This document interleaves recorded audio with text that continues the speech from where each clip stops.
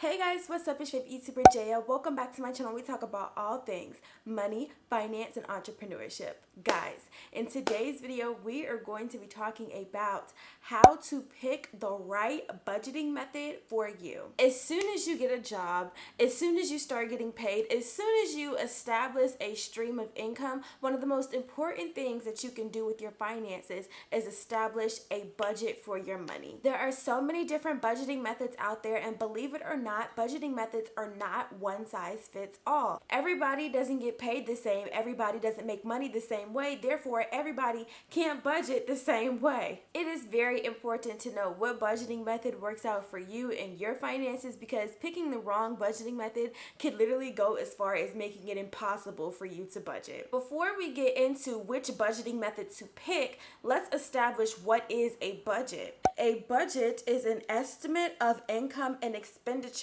for a set period of time. You can see on Google that budget is also synonymous with financial plan, because that's essentially what a budget is. A budget is a plan of what you're going to do with your money once you get it. One of the worst things that you can do with your money when you get paid is to not have a plan of what you're going to do with that money, and you just start spending and spending and spending, and you don't have a set amount of money of how much you're going to put away for bills, how much you're going to put away for savings, for food, for gas, and then you need money for those things and you look up and you don't have any. It's because you didn't put any money away, because you didn't have any plan of what to do with your money once you got paid. So the first budgeting method that we have is the 50-30-20 method. So the 50-30-20 method is broken up into three different categories: 50% of your money on needs, 30% of your money on whatever you like, and then 20% of your money goes to savings and retirement. This budgeting method is really good for people who have unexpected income. What I find with other budgeting methods, such as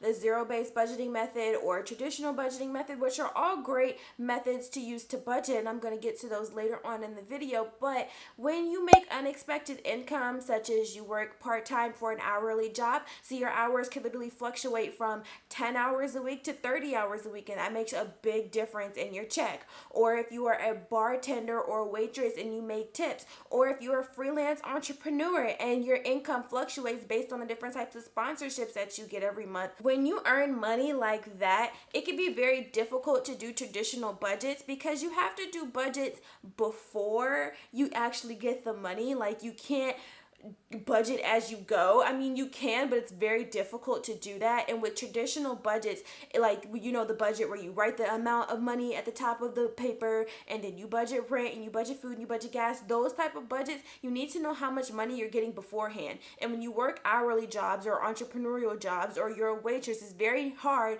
to know how much money you need to make beforehand. The downside of this budgeting method, for example, is if, let's say, you need $500 a month for rent, but you only put 50% of each of your checks away for the whole month, but 50% of your check was only $100. So you're about $200 to $100 short, which if you would have had a traditional budget where you would have known to make an adjustment for how much you need to put away for rent ahead of time. But like I was saying before, if you have unexpected income, it's really hard to make adjustments in your budget as you go. So also to mention, the categories 50, 20, 30 can switch based on how much income you make and how much responsibility you have. For example, if you live at home with your parents and you don't need to put 50% of your income towards your needs because you don't pay rent or you don't need groceries and you don't buy stuff like that, you can switch it and do 50% savings, 20% wants, 30% needs. It all just depends on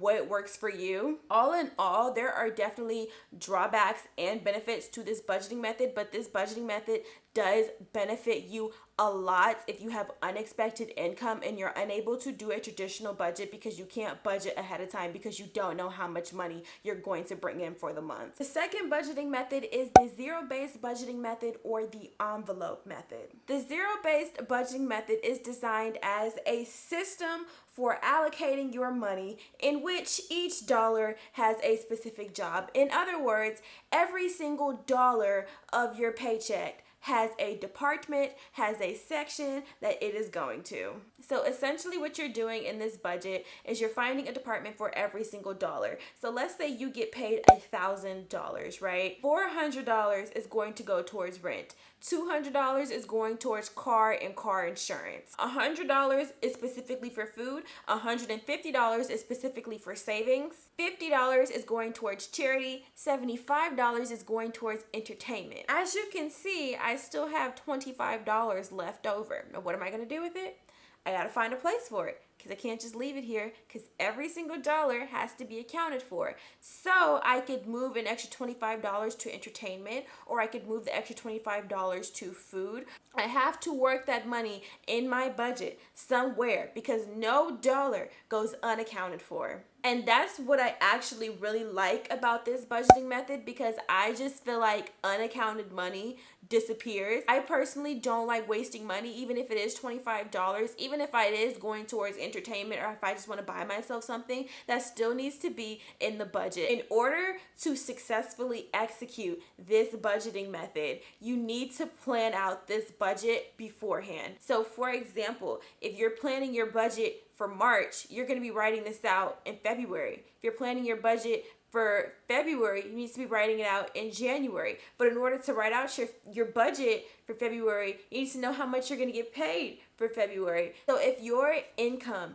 is not a set in stone amount, if you're a waitress and you get $200 one night, $100 the next night, $500 this night, $50 this night, this budgeting method is pretty much almost impossible. Because if you say, okay, I'm going to budget $1,000 and I'm going to write out a whole budget based around $1,000, but you only bring in $600 for the whole month, your whole budget is pretty much just thrown off and completely screwed. Yes, you can go in and make adjustments as things change, but how many adjustments are you going to make to the point where the whole budget is just kind of messed up? But just like the first one, this budgeting method definitely has its drawbacks. It definitely has its benefits. If you are a more established individual and you know what your income is every single month, and you want more control over your finances, and you want to put money towards specific places and really see where every single dollar is going, this sounds like a great budgeting method for you. And the third budgeting method is going to be the pay yourself first method. This method is relatively new to me. I feel like it's very common. It just goes under a lot of different names, but I thought that I'd implement it into this video because I do have a lot of people who watch my channel who are younger, people who still live at home with their parents. This budgeting method is really good for people who do not have a lot of overhead expenses. When you don't have very many bills, when you have very little financial commitments, to say the least, you have the ability to do things like say, regardless of how much money I make, whether I make $318 or $618, I'm putting $300 in my bank account regardless of what the situation is. This is called paying yourself first. So regardless of whatever your income is, you're going to deposit a certain amount of money and just work with whatever you have left over. Now, the benefits to this method, obviously you can save a lot of money very, very quickly. You can say to yourself, I'm saving $300 per check, $400 per check. You can save up $1,000 pretty quickly using this method. The drawbacks to this method, obviously, if you have a lot of financial commitments,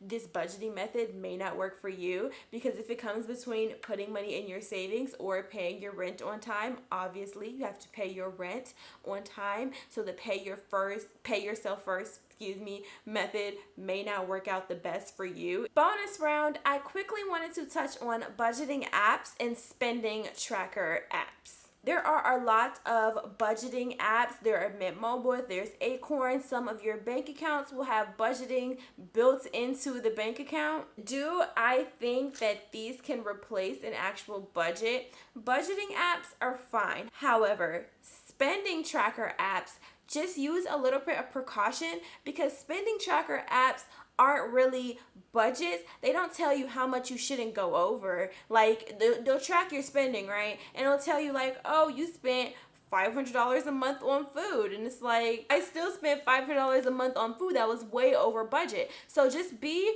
careful with spending tracker apps as a replacement for budgeting apps. They're a great tool when used together, a spending tracker app in combination with budgeting, but to just use one by itself, specifically spending tracker apps as a substitute, as a complete substitute for budgeting, you may not get the benefits that you're looking for out of a budget. Thank you so much for watching today's video. If you liked today's video, I know you're going to love 5 financial literacy hacks that they did not teach you in high school. So make sure you click right here. Make sure you like, make sure you comment, make sure you subscribe. And in the meantime, stay strong because I love you. Bye, guys.